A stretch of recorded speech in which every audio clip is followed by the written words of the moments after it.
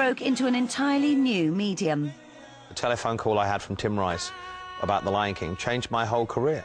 I'd never done anything like that, and so it came at a time in my life when I needed to do something different, and the challenge of doing something for Disney was really, you know, I thought quite enticing.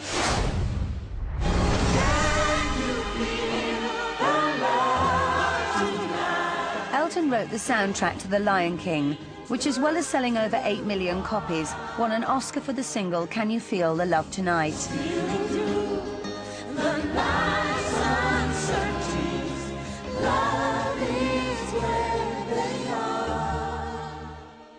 In short, our pal is doomed. Always gets me, this bit. Pull yourselves together, boys. Take me up. After the movie, The Lion King became a hit Broadway musical running for 4.5 years.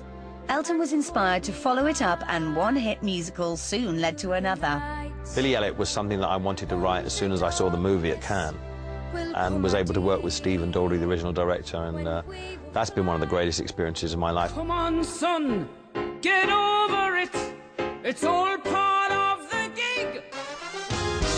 Give 'em the old razzle-dazzle. With a musical, you have a starting point and a finishing point, and it changes, but you've got a fairly rigid plan in which to stick to, and you write them in kind of running order. So you see everything evolve as you write it.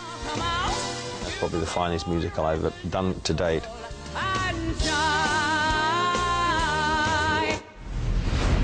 You gotta lose.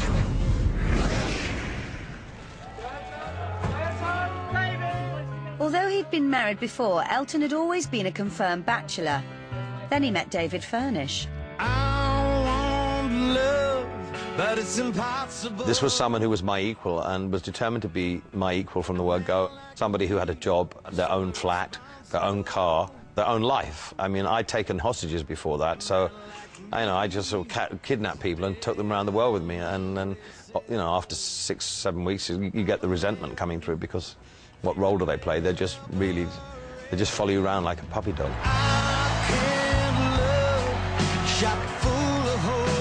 It was the first time I respected someone else's feelings in a relationship other than my own. At 46 years old, I was mature enough for the first time to have a decent relationship.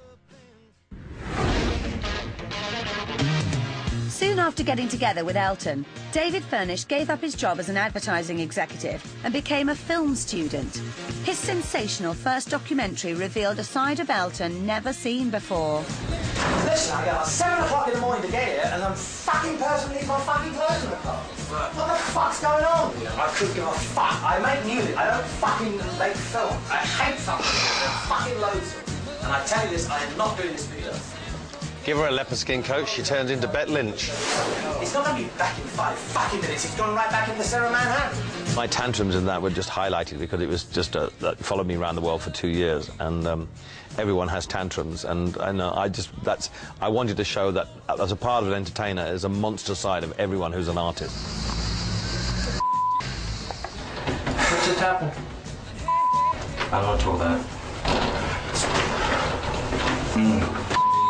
Holiday. David and I have had screaming rows. I mean, when we've thrown things at each other, and you do in a relationship. If you don't have a row with each other and you live with each other, then it's very unusual. Shit happens, but I love it when people hang in there. It's so easy to say goodbye and think the grass is greener on the other side. I can never imagine my life without David, ever.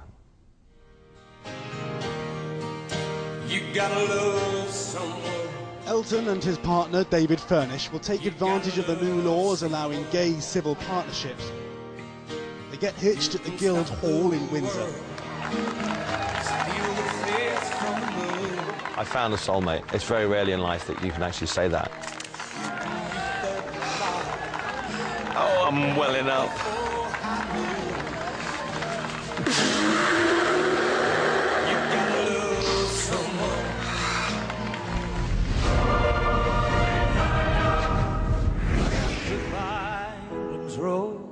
Coming up, Elton makes some royal acquaintances. Sir John Elton receiving a knighthood from Her Queenesty the Madge. And says goodbye to a very close friend.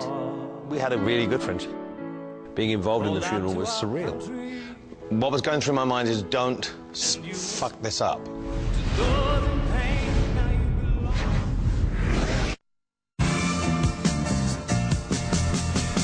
Welcome back to our fantastic voyage through the life of Elton John.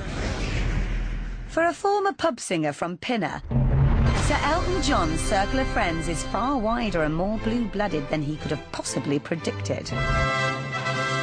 I met Princess Diana, I met Prince Charles, I met Prince Andrew. Underneath that, all they like a drink, they go to the toilet, and, you know, it's all the same as that. I've always felt awkward around them, but it's gotten better over the years. They descended on Woodside once after Easter at Windsor, and they all came round for a drink at lunchtime. Queen Mother wanted a Dubonnet and lemonade, I think. I didn't have a Dubonnet. We had the lemonade, but we had to send down the road for a Dubonnet.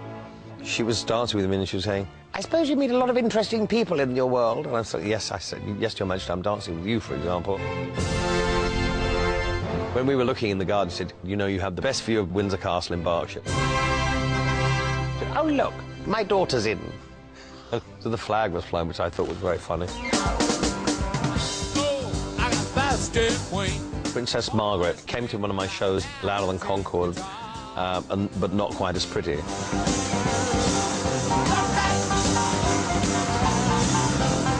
She said, "Do you know you are Louder Than Concord and you're not as pretty?"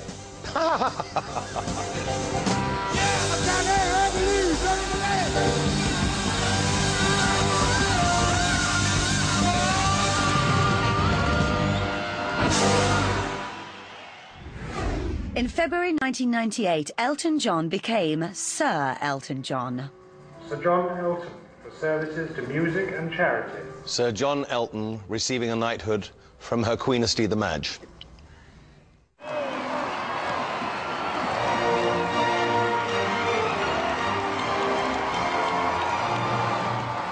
I've read all about you Greeks. Of all the royal family, the strongest bond Elton formed was with Diana, the Princess of Wales. There was a time I was everything. We became friends when she was going through the divorce, when she was, you know, it was a very hard time for her. She was very funny. She was very, you know, I mean, she always looked, she was, you know, she was full of fun and very realistic, very honest about what was going on. I was feeling like a cloud across the sun. I think in the end with Diana, she trusted the wrong people. She didn't trust the people that really she should have trusted, her true friends. There was never a continuity of friends, maybe a couple. But I always thought the people that really felt for her and really were true to her, she just was a bit airy-fairy towards the end.